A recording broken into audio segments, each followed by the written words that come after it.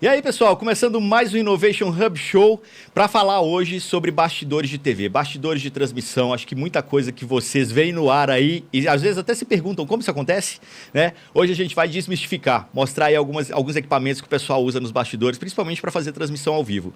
Bom, vou apresentar meu convidado aqui, né? O responsável por fazer isso acontecer no Brasil. Digo no Brasil porque as grandes emissoras de TV todas no Brasil são clientes de vocês, né? Fábio Eitelberg, TuLive, CEO e fundador da TuLive e da ABLink. Prazer ter você conosco. Igor, muito obrigado pelo convite. Acho que talvez esteja um pouco exagerado, que eu sou o responsável, mas são alguns responsáveis. Mas, de fato, é uma história bonita aí do início da nossa trajetória até hoje. Muitas emissoras usam, de fato, tecnologias para transmitir, principalmente contribuição jornalística ao vivo.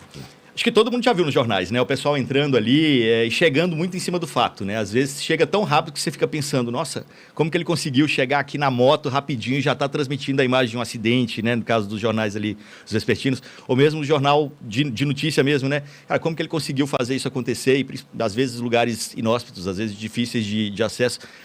Como que é hoje? Vamos começar a mostrar dar um spoiler de como é hoje, mas a gente aqui hoje vai contar um pouco da história de como tudo isso começou, como foram as primeiras transmissões de TV. Mas hoje como é que é? O que o repórter, o que a equipe leva para a rua? Hoje, de fato, a equipe jornalística ela consegue entrar na notícia. É o mote que a gente utilizou para popularizar essa tecnologia. Porque antes o repórter ficava preso a alguma tecnologia fixa, cara, e não tinha essa mobilidade. Então, além de revolucionar na parte financeira, né, porque a gente consegue transmitir ao vivo a uma fração do que era transmitido pela tecnologia tradicional, a gente também inovou no formato, porque agora ele pode fazer isso dentro do ônibus, dentro do carro, pode fazer caminhando, pode fazer, de fato, de uma maneira bastante solta, né? Então, hoje, a reportagem, né, ela vai para a rua com o cinegrafista, às vezes nem o cinegrafista, hoje em dia até o próprio repórter vai sozinho, né? Mas o cinegrafista vai à rua com um Mochilink, que é essa tecnologia que a gente está tratando aqui. Esse Mochilink, ele é um encoder de vídeo, um pequeno computadorzinho que vai dentro da mochila, você pluga a sua câmera nele, né, um sinal de vídeo, seja uma câmera que tem saída SDI ou HDMI, e ele faz um encodamento desse sinal para ser transmitido via streaming usando chips de celular. Né? E a grande sacada da LiveView, né, que foi o primeiro fabricante dessa tecnologia, um fabricante de Israel, foi inaugurar um setor, né, inaugurar uma tecnologia chamada celular bonding. Vamos mostrar. A gente tem aqui, pode pegar, a gente tem aqui dois Mochilinks para vocês verem o tamanho deles. Né? Esse aqui é o maiorzinho e daí já é a evolução. Isso, a gente tem esse, né, que hoje é digamos, a nossa Ferrarizinha, né, que é o L800, que é um equipamento que consegue, inclusive, transmitir 4 sinais de vídeo simultâneos para uma produção multicâmera que você queira fazer, né? E a gente tem um equipamento, o L300, que é um equipamento portátil, compacto, normalmente utilizado para jornalismo, né? Então, as principais emissoras de televisão hoje usam essa plataforma, esse dispositivo, que nem mais mochila né? Você consegue prender no cinto, né? Então, ela é muito portátil, simples, pesa menos de 800 gramas, né? E aí, como eu falei, né? A contribuição, ela é por chips de celular. Né? Então, a gente tem, nesse caso, são 2 externos e 2 internos. São 4. Então, você soma esses são 4 e esse maiorzinho são 8. Tá. Né? 8 internos. Então, a gente consegue usar uma soma de banda, que virou uma expressão chamada celular bonding, né? A soma desses chips de celular, para formar uma única banda parruda, no final, para você poder transmitir esse vídeo para um destino IP. Então, as televisões recebem esse sinal da rua, né? E conseguem, inclusive, dialogar com a equipe de reportagem. Então, se de repente a Claro está ruim naquela região, a Vivo está salvando, ou o contrário, né? A TIM, enfim. Exatamente, é uma redundância natural, porque você tem as 3 operadoras principais brasileiras trabalhando dentro de um único equipamento e uma vai compensando a outra. Inclusive, ela também tem entradas para redes físicas de internet. Então, se você está num local que tem um Wi-Fi ou que tem uma rede cabeada, você também soma a banda junto com o Mochilink. Perfeito. Nós vamos voltar para os dias de hoje. Tem Starlink também hoje, que acaba sendo uma mão na roda. Mas vamos lá nos primórdios, né? Tanto você quanto eu, a gente pegou ainda um tempinho aí de quando tudo começou na TV, a gente, aproveitando a estrutura que foi criada no Brasil, quando começou a ter transmissão de TV, criando-se uma rede, né, no Brasil. Mas vamos então falar de quando tudo era mato, né? Quando a TV chegou no Brasil, na década de 50, ela era local, né? Você tinha uma emissora que estava no Rio de Janeiro, ela só transmitia para o Rio de Janeiro. Você tinha emissora de São Paulo, só transmitia para São Paulo. A gente está falando aí das Tupi da vida, né? As emissoras ali daquela época, Itacolomi, enfim. E aí, quando começou... Nessa época era fita. né? Nessa época você... Até antes da fita, na verdade, a televisão começou ao vivo, porque ainda não tinha videotape, né? Verdade. Ela começou só ao vivo e normalmente com mais gente atrás das telas do que no bastidor produzindo aquele conteúdo do que assistindo, né? Como começou a difusão dos televisores e depois o videotape, aí começou a permitir os conteúdos gravados e produzidos, né? Foi isso, né? O Assis Chateaubriand comprou as TVs para poder inaugurar a primeira emissora de TV aqui, né? Exatamente. Essa história é muito legal. Tem muito livro sobre isso. Acho que o livro Chateau, o Rei do Brasil, é muito legal para quem quiser conhecer um pouco mais dessa história da TV brasileira. Sem dúvida. Ele foi um personagem central, né? Na criação e na difusão, né? Criando os diários associados, né? Fazendo isso em São Paulo e Rio, mas também nacionalmente, né? Exatamente. Aí, beleza. TV começou ao vivo, começaram os VTs. O que implicou assim, o fato da gente ter VT no mercado e nas emissoras? Aí praticamente a gente começa a ter conteúdo produzido e aí você consegue, a publicidade começa a fazer uso desse artifício para poder, inclusive, ser uma das fontes de financiamento das redes de televisão, né? Então, as radionovelas e as telenovelas ao vivo, elas tinham que fazer a publicidade ao vivo também, né? Isso permitiu também que essa parte de o que a gente tem hoje, que é intervalo comercial, né, passasse a existir. Né? E aí sim com edição, né? E aí os vídeos mais bem produzidos, né? Com um monte de possibilidades de artifícios audiovisuais. E eu acho que tem outro ganho aí também, que é o seguinte: a produção que era gravada em São Paulo, na semana seguinte ela podia ser exibida no Rio, né? Porque aquela fita que foi gravada aqui é mandada para outra emissora, só que ainda não era ao mesmo tempo, né? Como a gente tem hoje, o horário do Jornal Nacional, não. A telenovela produzida em São Paulo era exibida hoje, no outro fim de semana aquele capítulo era exibido no Rio. Então, assim, spoiler rolava solto, imagina, né? Sem dúvida. E com a evolução da tecnologia, criou-se uma cadeia de nacional mesmo de rádio e televisão, né? E que a gente começa a ter contribuição, né? Entre estações diferentes do mesmo grupo, normalmente, né? No caso do Chateaubriand, né? Entre as emissoras do grupo, e essa possibilidade de intercâmbio de conteúdo e você poder exibir esses conteúdos ainda de uma maneira precária, né? Com fitas, né? Até você ter uma rede nacional de transmissão via antenas de rádio micro-ondas, né? Onde a gente consegue fazer via Embratel uma transmissão de vídeo, audiovisual ainda analógica, mas eficiente, né? Para que você conseguisse fazer uma contribuição jornalística de Natal para São Paulo, de Porto Alegre para São Paulo, no mesmo dia, né? Aí o telejornalismo vira um telejornalismo diário, né? Com contribuição nacional. Eu cheguei a pegar um pouco, no meu começo de carreira, eu cheguei a utilizar um pouco dessa estrutura, que eram basicamente antenas que eram rebatidas uma para outra. Aí você imagina, né? Você criou uma estrada de antenas sendo rebatida de uma para outra, vindo lá de Porto Alegre até São Paulo, do Rio até Belo Horizonte. Você imagina quantas antenas rebatidas não tinha que ser, né? O engenheiro daquela época era a porreta, né? O cara tinha que saber muito. Exatamente. Foi a grande época do RF, né? Da radiofrequência, né? Dos engenheiros de RF. Hoje, nas feiras de tecnologia, de televisão, principal delas, que é o NAB Show em Las Vegas, ainda existe um pequeno setor de RF, né? Dentro do pavilhão inteiro, que é o NAB, que é muito grande, só que ele ficou muito reduzido. Né?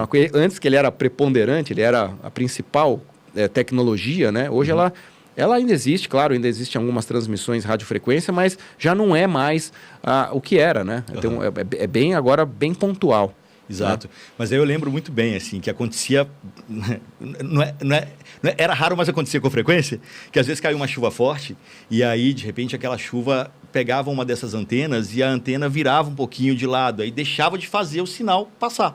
Então, a TV saía do ar, ou essa conexão saía do ar, porque as antenas, né, se descompassavam. E aí tinha aqui o técnico lá para poder fazer de novo o espelhamento das antenas, para o sinal continuar passando. Eu lembro muito porque eu trabalhava em Belo Horizonte e tinha uma antena no topo do pico do Itacolomi, lá em Ouro Preto. Essa antena era o problema sempre, assim. Essa aí virava de lado o tempo inteiro. Então, os caras já sabiam, deu problema, vamos lá para Ouro Preto para poder ver o que está acontecendo com a antena.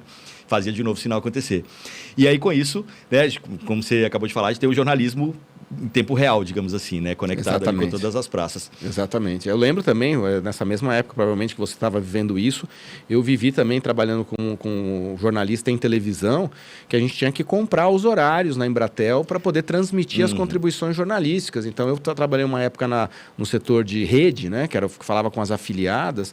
Você tinha que receber essas matérias que eram produzidas, que eram primeiro definidas em reunião de caixa de manhã, sim, né? O que a gente vai produzir para o dia, né? Então, Natal vai fazer isso, Fortaleza aquilo, até Recife aquilo. Esse nome é legal, né? Reunião de caixa. Até hoje se chama reunião de caixa nas redações, mas é porque era uma caixa com as fitas que as pessoas iam tirando e falando, essa matéria aqui, não, essa vai, essa não vai, essa não vai. Hoje não tem a caixa mais, mas o nome ficou. E aí já era uma pré-definição do espelho, né? Que é outro jargão jornalístico, do telejornalismo, que é você define qual que vai ser a ordem das notícias, né? O que é prioritário, o que é mais importante, né?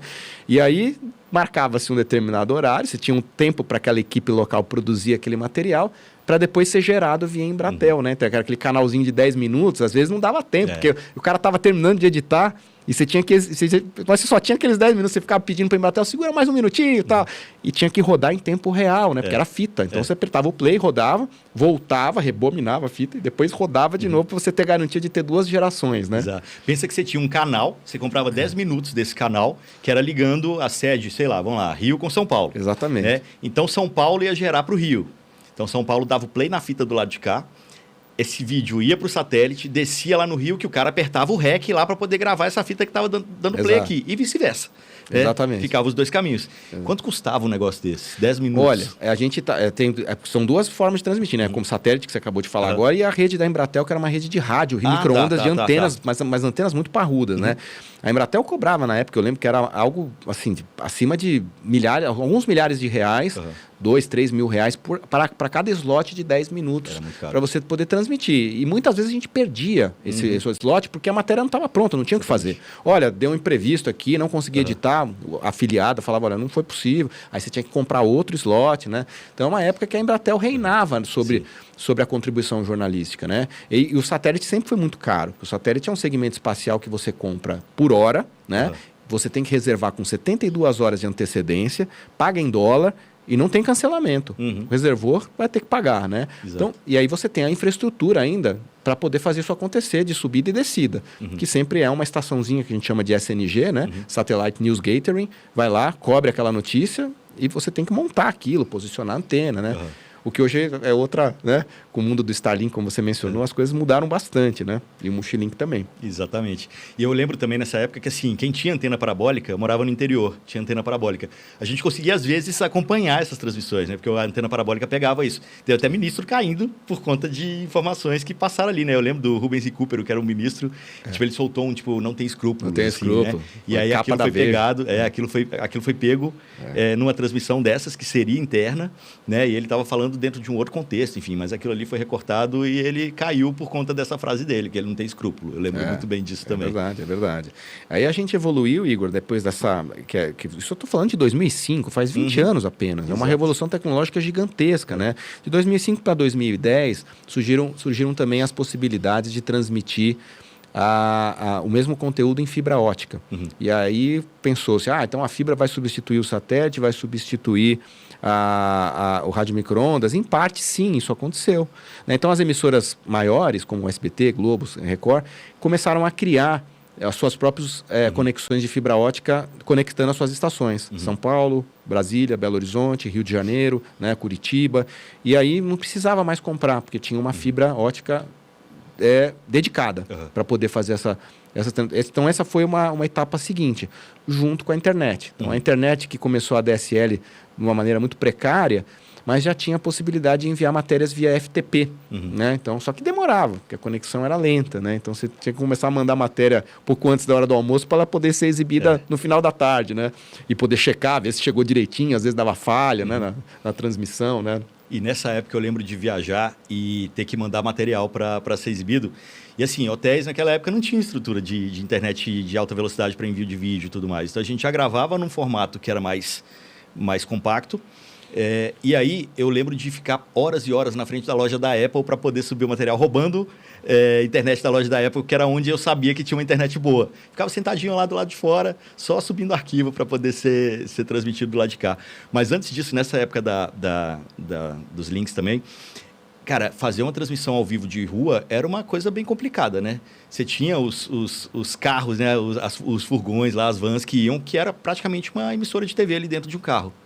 Exatamente. Você dependia e o repórter tinha que ficar conectado via cabo a esse carro, que tinha que chegar normalmente no dia anterior para posicionar a antena. Ainda hoje você vê esses carros aqui, né? Em alguns lugares a gente ainda vê. Sobretudo em eventos esportivos, né? A gente vê ainda que tem uma entrega muito redundante, porque tem muito patrocínio, né? Muita entrega comercial. E eu imagino que muita câmera também, né? Então você tem que fazer o corte ali em tempo real e tal. Muita câmera. Aí tem a unidade móvel junto com normalmente uma transmissão via satélite. Mas sim, aí era uma limitação grande também em termos de formato, né? Em 2009, quando a gente descobriu essa tecnologia, foi justamente nessa feira em Las Vegas, a gente andando por ali, a gente viu o primeiro protótipo ainda em formação e a gente ficou fascinado por isso, né? Pela praticidade, né? De você simplesmente conectar um sinal de vídeo e ele com as suas redes celulares convencionais, ele poder transmitir isso por um servidor, seja físico, seja virtual, e poder fazer jornalismo, fazer entretenimento, fazer esporte ao vivo de uma maneira muito facilitada. Mas numa época ainda do 100G, né? Hoje tem o 5G, mas naquela época o 3G era meio mambembe, a gente estava naquela transição de GSM para 3G. Então, as imagens ainda eram precárias, chegava craquelado, mas o que chegava e tinha valor jornalístico era importante. E foi assim que a TV Globo ganhou um prêmio importante em 2010, naquela invasão do Complexo do Alemão no Rio de Janeiro, aquela pirotecnia que houve de segurança pública, né? E ali os repórteres da Globo, pela primeira vez, utilizaram o Mochilink para poder entrar dentro da ação mesmo, né? E por isso que a gente acabou usando esse mote. Entre na notícia, né? Não fique parado lá, testemunhando de longe, né? Entre. Então eles entraram na comunidade ali do Complexo do Alemão e conseguiram fazer imagens ao vivo, e a Globo ganhou um prêmio importante de jornalismo naquela ocasião. E aquilo foi o start do uso da tecnologia no Brasil. Você tem um caso legal para contar de Mochilink no Jornal Nacional também, mas antes disso, só voltando um pouquinho na unidade móvel, quando a emissora é TV aberta, também para conseguir visualizar, assim, quando é TV aberta, o repórter ele fica com o retorno ali na frente dele, né, com o canal passando. E beleza, na hora que ele se vê na TV, ele entra, né? Quando ele estava lá atrás, né? Dos primórdios, a imagem toda chuviscada, mas ele sabia que ele estava no ar. E aí ele entrava e começava a falar o texto dele. Eu, no meu começo, trabalhava eu fazia estágio numa emissora universitária. Daí você imagina a estrutura que era, né? Era difícil. E não era um canal aberto, era TV a cabo. Então eu não tinha o cabo ali para eu poder ver o retorno. Então, e eu ia entrar ao vivo, a primeira vez que eu ia entrar ao vivo na vida. Aí, de manhã eu já tinha ido lá para poder ver, e assim, eu não tinha menor interesse de ser repórter, de fazer jornalismo, eu fazia relações públicas na época. Mas a diretora do canal cismou que na parte da tarde eu que ia fazer o ao vivo ali, porque era uma cobertura de vestibular, e a gente ia entrar dando os boletins ali do vestibular da universidade para uma TV local lá. E aí, a menina da manhã passou mal. Eu lembro da menina vomitando, assim, de passar mal de nervoso. E eu só pensando, meu Deus, à tarde sou eu. À tarde sou eu. E a estrutura era a seguinte. Tinha um cara no switcher. Switcher é onde, né, o sinal da emissora é gerado para o cabo, né, no caso, para operador de TV a cabo. E aí ele estava num telefone fixo, conectado com uma pessoa dentro da unidade móvel na rua, no telefone fixo. Esse cara que estava dentro da unidade móvel estava em contato visual com o câmera, e o câmera estava em contato comigo. Então, na hora que começava a rodar a vinheta lá em cima, o cara no telefone dava o vai no telefone. O cara de baixo vinha, vai pro câmera. O câmera vinha, abaixava o braço. E aí eu começava a falar. E aí vocês sabem, né? Aquele tempo que tem, às vezes, o repórter que fica olhando para a câmera e tal, é o delay, né? Que é da transmissão. Exatamente. Naquele caso, era um delay real ali, de 4 pessoas tendo que me dar o vai para poder começar o texto. A gente fala que essa primeira entrada eu não lembro de nada, eu só lembro disso, porque depois se repetiu ao longo de 3 dias lá do vestibular, mas a primeira entrada para mim é um branco. Até hoje eu não sei como foi. Assim, eu sei que eu dei o texto, eu já tava tinha tão nervoso. Cara, eu decorei esse texto a semana inteira, assim, para chegar lá afiado no texto. Aí depois já tava brincando, aí depois fica mais fácil. Mas tinha todo esse bastidor aí, né? E aí, beleza. E voltando agora para o Mochilink, quando vocês descobriram, você foi conversar na Globo sobre o Mochilink. Nós fomos conversar na Globo e uma resistência muito grande a uma tecnologia nova, a engenharia de televisão conservadora, tem muita entrega para fazer, uma audiência muito grande. Aquela coisa da Globo, né, também. Ainda, né? Se ainda hoje é muito importante, na época ainda a concorrência com o streaming não existia, não existia os canais de streaming. Então a publicidade ainda estava muito concentrada nos broadcasters. Então, o cara arriscar um conteúdo numa tecnologia dessa tinha que, de fato, valer muito a pena. Por isso que o conteúdo jornalístico primeiro foi de alta relevância, ele foi o primeiro a entrar. Né? E depois, com o aperfeiçoamento tanto das redes 3G, 4G, 5G, algumas evoluções dos próprios multilinks, aí começou a ficar muito confiável. Cobertura 4G praticamente se nacionalizou. Depois veio o 5G e as coisas começaram a ficar mais, de fato, confiáveis. E a televisão começou a utilizar porque viu também, primeiro, que o custo era muito menor de transmissão, a flexibilidade e a mobilidade valiam a pena e começavam a criar novos formatos de cobertura, né? E a receita publicitária da televisão também começou a descer. Então, eles também tiveram a necessidade de economizar, né? De começar a ter custos mais inteligentes. Né? Então aconteceu isso com a Globo, da gente chegar lá para apresentar e falar, pô, mas vocês estão malucos, a gente vai mudar isso aqui para uma mochila, né? Com sinal 3G. Com sinal 3G, aí aconteceu uma coisa que é um fato triste, porém acabou sendo feliz para o negócio. Morreu o Michael Jackson. Michael Jackson morreu e aí a TV Globo, que a gente já tinha apresentado e os caras achavam que a gente era um ET, né? Precisou transmitir o funeral do Michael Jackson lá da Califórnia. E não tinha mais nenhum carro de satélite para alugar. Tava todas as emissoras do mundo, né? E aí alguém da TV Globo ligou para a NBC dos Estados Unidos e falou, olha, vocês conseguem arrumar para a gente um carro de satélite, indicar alguém? E a NBC falou assim, olha, não temos mais, está tudo bucado, porém, tem uns caras aí de Israel que trouxeram para fabricar uma mochila e tal, apresentaram, a gente está usando aqui na NBC ainda, começando a usar, mas funciona e tal. E aí os caras lembraram da gente. Eu sei quem são esses caras, eles vieram aqui, mostraram. E aí a gente teve a primeira oportunidade de transmitir ao vivo, que foi o funeral do Michael Jackson. E aí a Globo viu que era um negócio sério, né? Que aquilo funcionava e que aquilo poderia, de fato, não só ampliar a cobertura dela, mas também baratear o custo de transmissão. Né? E foi isso que aconteceu. Os multilinks começaram a se popularizar, inicialmente ainda com muito preconceito. Então, aquela história que você falou, vou contar brevemente aqui, né? Então, para alguns produtos jornalísticos que eram premium, né? Como o Jornal Nacional, não, isso aqui não vai poder entrar e tal. O próprio Bonner, né? Que é o âncora do JN, foi muito reticente no início. Poxa, não, tecnologia legal, mas aqui a gente precisa de 100% de garantia. Isso aqui, provavelmente o Jornal Nacional não vai utilizar esse recurso. E aí, depois de 20 anos, né, não 20, mas um pouquinho menos de 20 anos, ele foi fazer a cobertura do conclave agora no Vaticano e ele se rendeu, de fato, aos efeitos da tecnologia, né, o que ela pode ajudar. Né? Então, ele remeteu isso numa matéria ao vivo, numa entrada ao vivo dele no JN, dizendo o seguinte, olha, quando o João Paulo II, né, foi o escolhido entre os cardeais, eu vim aqui cobrir, era telefone. Tinha que entrar o Santinho era a fotinho que a gente colocava numa arte na televisão, que aparecia a foto do repórter, lembra? Eu tinha foto, né? Eu no telefone, e aí assim, botava o mapa. Isso, o mapa onde você estava. Estava só a voz, porque era telefone. Ele falou, eu tive que entrar assim para cobrir o João Paulo II. E depois desses anos todos, olha só a diferença. E graças a essa mochila, ele pega e mostra a mochila no ar, né? Agora eu consigo falar aqui com você, telespectador, que está sentado, mostrar o que está acontecendo, mostrar o clima entre os fiéis aqui perto da Basílica e tal. E mostra de fato que a tecnologia ela se consagrou. Eu acho que o jogo virou, não é mesmo? O jogo virou. O jogo virou. Então aí o telejornalismo começou a se popularizar muito, Igor. E hoje, basicamente, todas as emissoras conhecem bem essa tecnologia e utilizam um modelo ou outro, dependendo da sua necessidade. Mas o mais interessante é que isso acabou extrapolando a televisão. Né? Porque antes, de fato, transmitir ao vivo, só as televisões podiam, né? E nem todas, algumas poucas. Né? Hoje, esse equipamento permite a gente fazer uma transmissão de um evento corporativo, de um evento religioso, de um evento de entretenimento, né? De um evento esportivo, e não apenas pelas televisões. Né? Então, o acesso às transmissões ao vivo de qualidade ele ficou muito mais amplo. Né?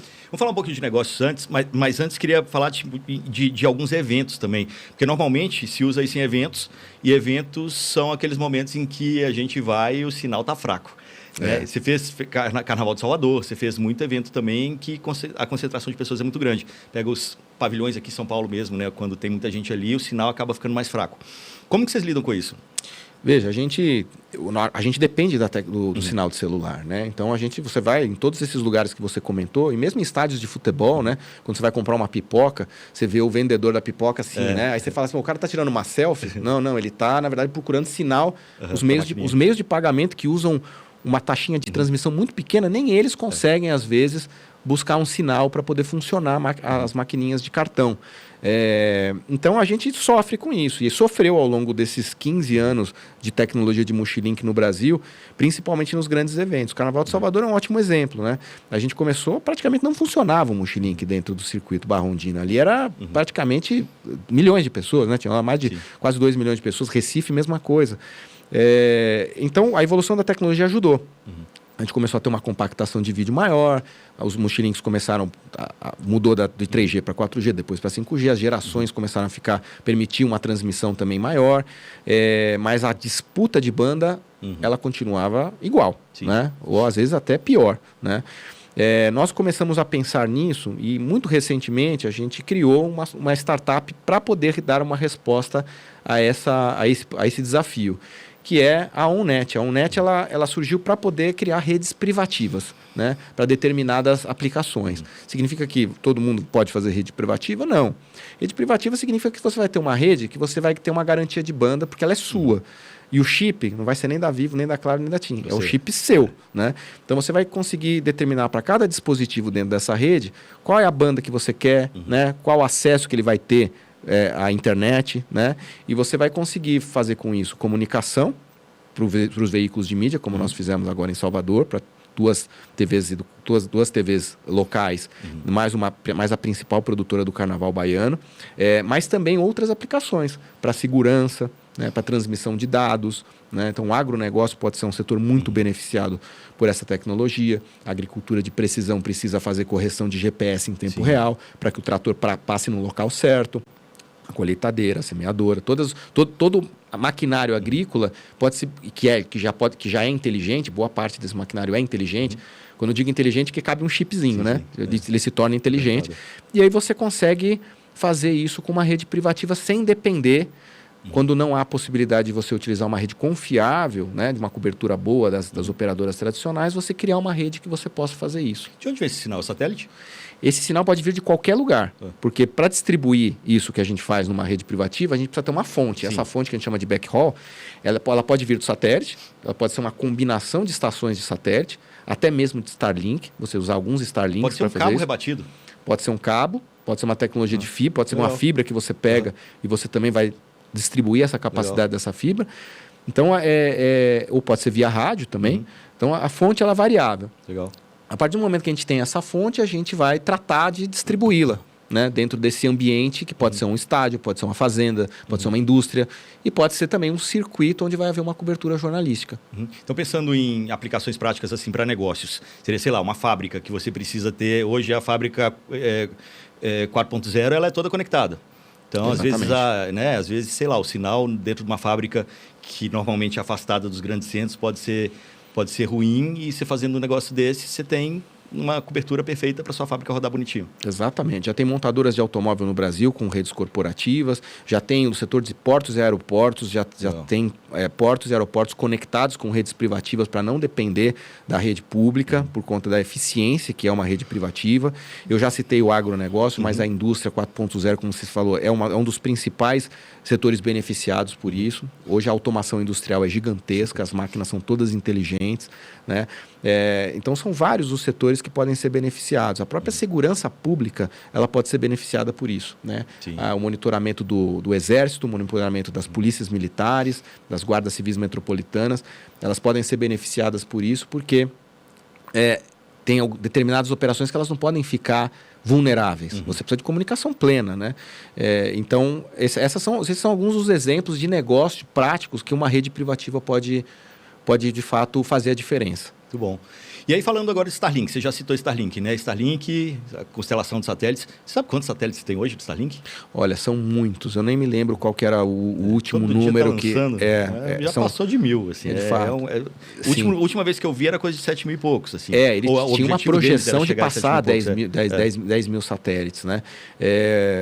A tecnologia é fantástica, né? Inclusive, todas as operadoras de satélite tradicionais e as operadoras de telefonia ficaram bastante temerosas, porque isso pode vir a substituir, inclusive, a própria telefonia, né? O fato é que, quando a gente vai, por exemplo, voltando a um exemplo prático de negócio, o agronegócio, né? A gente conheceu um produtor na Bahia com 93 Starlinks dentro da fazenda dele. 93 pivôs conectados com Starlink. E que ótimo, né? Ele tem internet nesses 93 pivôs, mas ele tem uma rede?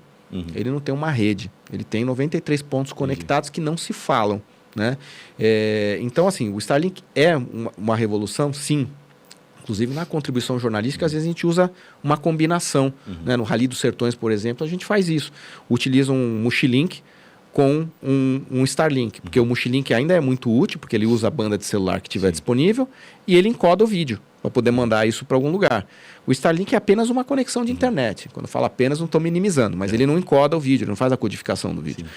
Então, a gente às vezes usa uma combinação, mas você não consegue fazer uma rede. Então, a gente faz uso do Starlink como fonte de internet para poder criar uma rede e aí sim a gente iluminar uma determinada área e nessa área a gente vai ter conectividade plena, entendeu? Sim. Agora, o Starlink é fantástico, né? Não tenha dúvida. Já fizemos transmissões dentro de embarcações, no litoral, já fizemos transmissões no meio do sertão nordestino, no meio da Amazônia. No ano passado fizemos uma transmissão de um jogo de futebol indígena no meio da floresta. Sem o Starlink seria impossível, porque as redes não chegam lá, né? Nenhum tipo de rede chega nesses lugares, né? E o governo já está sendo muito beneficiado por essas estações que são autotraqueáveis, né? Não é mais aquele negócio de ter que ter um técnico para posicionar a antena, né? É verdade. Aperta o botãozinho, a anteninha já faz... A internet já está rolando, né? É isso. Como que você imagina o futuro disso? O que vem depois? O que disse muito, assim, o que acaba como um consenso, é que os nossos smartphones eles vão se tornar uma plataforma principal para tudo, né? Inclusive para as captações audiovisuais. A gente já vê as emissoras de televisão utilizando esses smartphones nos famosos kitmojos, né? Famosos ou não tão famosos, mas famosos entre nós, né? Que é o mojo da sigla Mobile Journalism, que basicamente é o repórter ir para a rua com um estabilizador de celular e as redes ficarem tão potentes, né? Então, o 5G ele ser tão, de fato, disseminado e depois uma geração próxima que a gente nem imagina o que vai ser possível fazer, que a capacidade de transmissão é tamanha, né? Que você não vai mais depender de outros dispositivos. Então, os smartphones eles serão um dispositivo que vão centralizar boa parte das operações. Então, eu acho que esse é um futuro já meio que evidente e já real, já quase presente, né? E eu acho que quando a gente vai para o NAB Show hoje em dia, né? 20 anos atrás a gente via ainda as estações de satélite, a gente via muita coisa ainda dessa transição do analógico para o digital. Agora a gente já vê o streaming sendo já basicamente enriquecido por aplicações de inteligência artificial, né? Então, o que é possível fazer com a inteligência artificial, né? É coisas que a gente nem consegue imaginar como a internet das coisas vai modificar o nosso cotidiano, né? Então, é difícil de prever, né, como que se o jornalismo, né, como que ele vai ser feito daqui 10 ou daqui 15 anos. Mas eu acho que vai ser cada vez mais, com menos hardware e mais software, né? Mas ele vai continuar sendo importante, né? Acho que a notícia, os fatos, eles vão precisar continuar sendo reportados e com uma curadoria, né? Porque acho que esse é o grande problema da internet para as gerações que estão aí. Elas ficam, às vezes, muito soltas de curadoria e as informações, boa parte não são boas, né? Exatamente. A gente está falando aqui muito do contexto de jornalismo, mas eu fico pensando também em contexto de negócios. Eu acabei de voltar da China e lá, live shop é o tempo inteiro. Eu estava num hotel que eu fiquei implicado, assim. Toda vez que eu passava na portaria do hotel, tinha um chinesinho ali do lado com o telefone na frente e o cara não parava de falar. Eu entendia que era live shop, mas não sabia exatamente o quê. Até um dia que eu cheguei do lado dele, assim, e vi na frente dele a cola. Ele estava falando todas as promoções daquele hotel naquele dia e ele estava conectado no TikTok ou onde quer que seja, vendendo a promoção do hotel para levar mais pessoas para lá. E era basicamente o telefone virado para a porta do hotel e as pessoas entrando e saindo. E o chat dele tá bombando ali, bombando. Um monte de gente assistindo ele. Depois eu fui para um salão de carros, fui para o Xangai Auto, e às vezes eu via pessoas passando com 3 telefones simultâneos, a pessoa com 3 microfones, ela estava fazendo a transmissão para 3 redes diferentes ali o tempo inteiro e vendendo. Nesse caso não era vendendo, nós estávamos mostrando ali os carros que estavam à exposição para 3 lugares diferentes. Isso lá é uma tendência, não chegou aqui ainda. Bom, o TikTok Shop está chegando agora. Está chegando agora, está chegando agora. Essa é uma coisa, uma baita de uma notícia, né? Porque isso revolucionou o modo de fazer vendas na internet. Exatamente. Em todo lugar. E aqui acho que vai acontecer a mesma coisa, né? Porque a gente começou a transmitir muito conteúdo de televenda ou venda na internet de um jeito muito tradicional, assim, né? Então a gente fez desfiles de moda, fez São Paulo Fashion Week para algumas marcas, algumas grifes, fez para grandes varejistas como Magazine Luiza, Casas Bahia, né? E a gente começou a perceber que aquelas lives super bem produzidas, na verdade, elas não faziam muito sentido para vender determinados tipos de produtos, e aliás, a maior parte deles, né? Então, de fato, você precisa de uma estrutura audiovisual que, de fato, é um celular, né? A maior parte das vezes. E o cara com uma audiência impressionante. Exato. Vendendo. Exato. E o TikTok permitindo, inclusive, a comercialização dos produtos, que é o que vai acontecer agora, e já está acontecendo. Isso, de fato, em termos de negócio, é uma coisa impressionante, assim. Perfeito. Cara, tá chegando ao fim da nossa conversa. Você tem algum último ponto, alguma última história que você gostaria de contar, alguma última tecnologia que, de repente, a gente poderia abordar aqui também?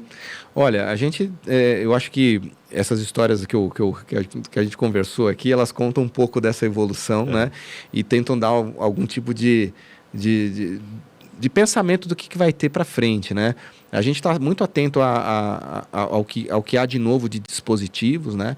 Então, por exemplo, as captações em ângulos diferentes, como a própria FIFA agora, que gerencia, né? Que manda no futebol do mundo, começa a permitir agora dispositivos de vídeo nos próprios árbitros, né? Então a gente está atento a isso, a gente criou um dispositivo nosso, que é uma bodycam especial para operações de vídeo em perspectiva de primeira pessoa, né? Então, nós nos consideramos um pouco caçadores de tecnologia, legal, principalmente do audiovisual com transmissão e streaming, né? Mas eu acho que a gente conseguiu dar conta aqui de uma boa parte, assim, contar a história dos bastidores aí da TV desde o início até hoje. Eu e você, né, ainda com essa experiência pregressa em telejornalismo, quando não tinha nada disso, né, cara? Né? Exatamente. Eu te agradeço muito por esse papo, por essa conversa que foi muito boa. Que isso, foi um prazer. Bom, a gente, para facilitar, vai deixar os links aqui de baixo também. O link da Tio Live, a Belink, OnNet, se você precisa de conexões aí, né, no seu trabalho, na sua empresa, enfim. Ou, se de repente resolver montar uma emissora também, por que não? Aconteceu recentemente. Acontece, ainda acontece, né? Ainda acontece. Tá aí os contatos. E o LinkedIn também do Fábio, para vocês entrarem em contato com ele, beleza? Fábio, brigadão. Fábio Eitelberg. Foi um prazer falar com você. Espero que você também tenha gostado aí do outro lado. Valeu, cara. Até a próxima, pessoal.